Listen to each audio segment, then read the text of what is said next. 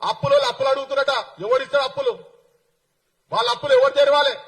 ఎంతమంది ఆత్మహత్య చేసుకోవాలి? ఆడ ఒక్కొక్కరు 2 లక్షలు, 3 లక్షలు, 5 లక్షలు, 6 లక్షలు, 10 లక్షలు అప్పులు తీసుకొచ్చారు.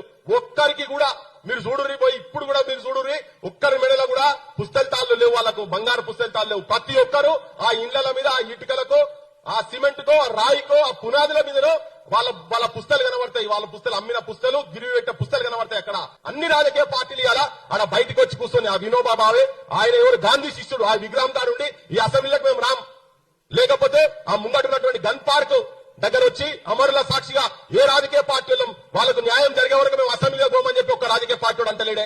బీఆర్ఎస్ వాడు అంటలేడు, బీజేపీ అంటలేడు.